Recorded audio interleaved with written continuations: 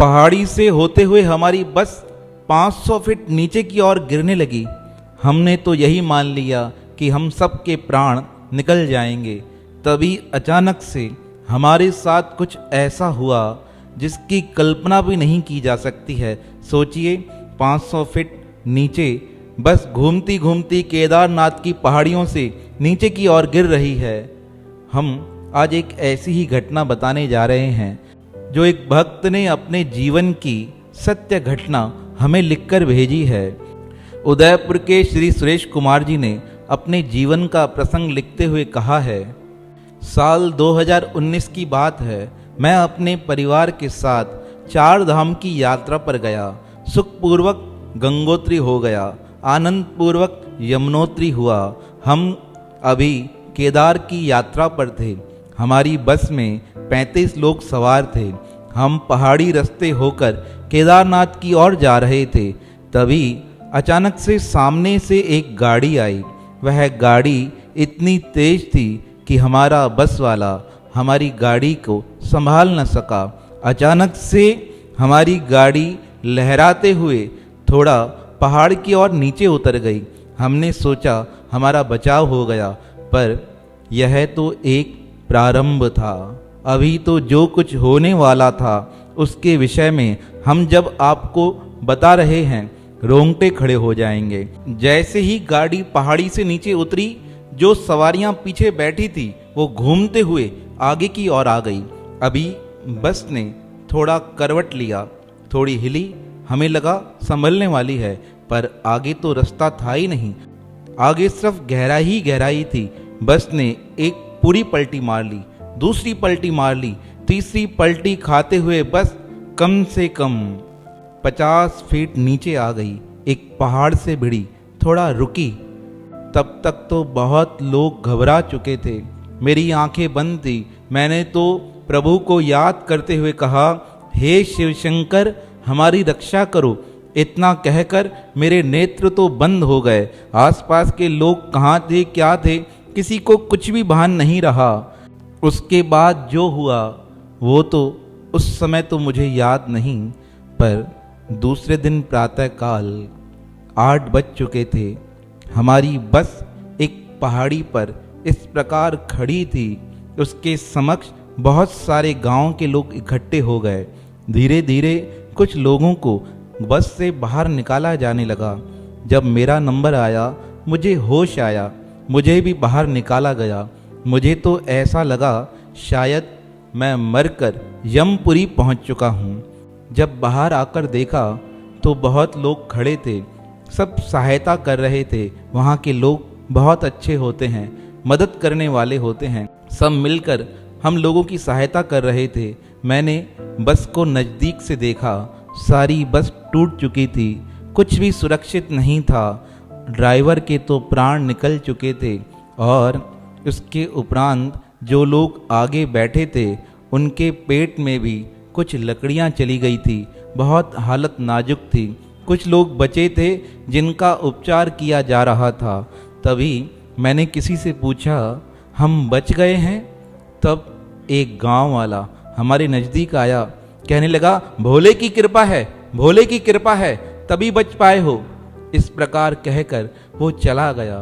मैंने धीरे धीरे उठने का प्रयास किया।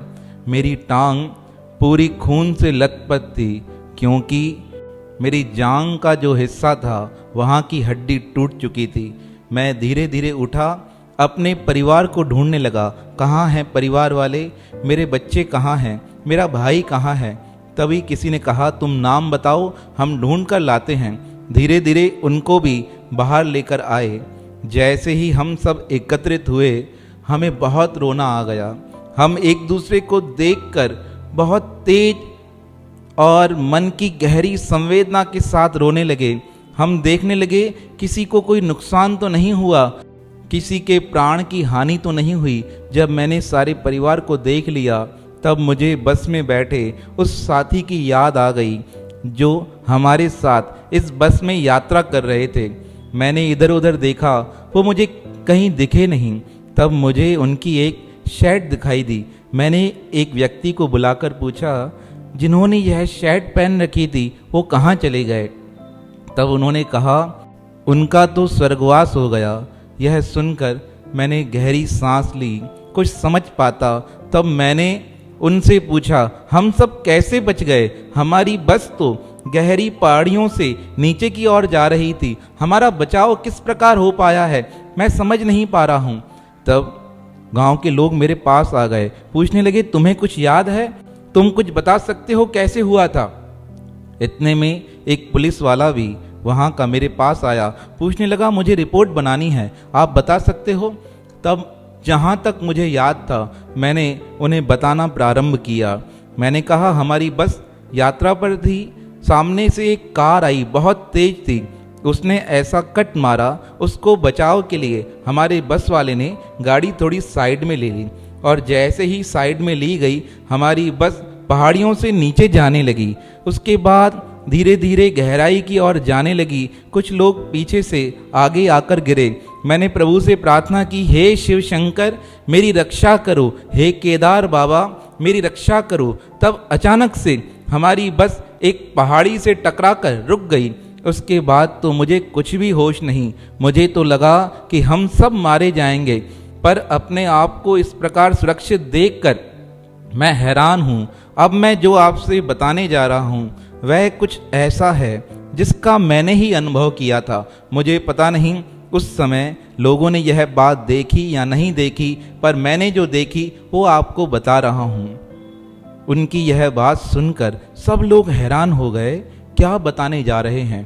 तब वह भक्त कहने लगे, उस समय जब मेरी गाड़ी वहाँ रुकी मैंने देखा चारों तरफ लाल प्रकाश हो गया था और एक वीर योद्धा हमारे बस के अंदर आया।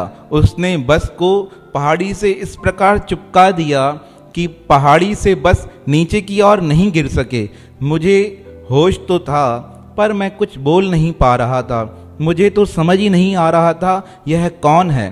तब उसने मेरी ओर तीखी आंखों से देखा। मुझे लगा पता नहीं कौन है। मैंने तो हाथ जोड़ रखे थे, नेत्र बंद हो गए। वह थोड़ी देर बस में घूमा, इधर उधर देखकर फिर चले गए। फिर जब आप आंख खुली है तो मैंने तुम्हें प्रत्यक्ष पाया है। मेरी यह बात सुनकर वह पुलिस वाला हैरान हो गया। इस प्रकार पहाड़ी में कौन आ सकता है? और तब पुलिस वाले ने जो मुझे बताया वह सुनकर मैं हैरान हो गया।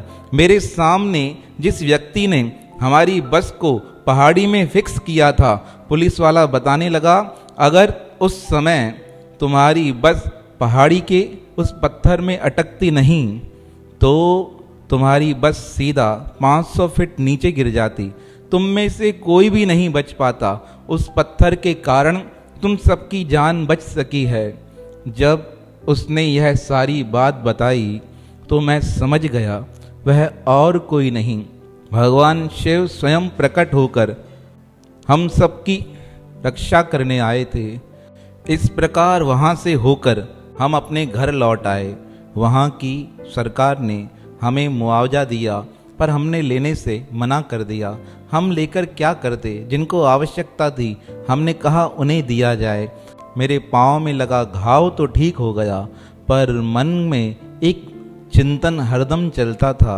उस समय जिन्होंने आकर मेरी रक्षा की थी और जिन्होंने बस की सुरक्षा की वह और कोई नहीं, स्वयं भगवान शंकर थे, जो उस लाल रंग के प्रकाश में स्वयं प्रकट होकर हम सबकी रक्षा करने आए थे।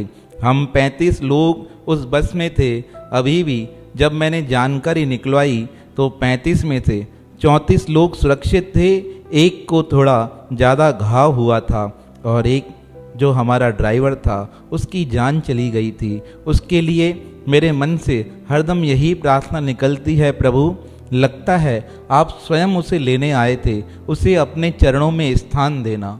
तो परमात्मा किस प्रकार बड़े से बड़े संकट से अपने भक्तों को बचा लेता है, उसकी उस लीला को तो वही समझ पाता है जिसके मन में उसके प्रति सच्चा प्रेम और भाव हो। हे प्रभु सदैव हमारी इस प्रकार रक्षा करना।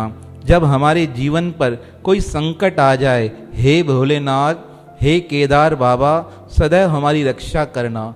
ऐसे भक्त वसल भगवान के पावन श्री चरणों में हमारा बारंबार प्रणाम है, प्रणाम है, प्रणाम है।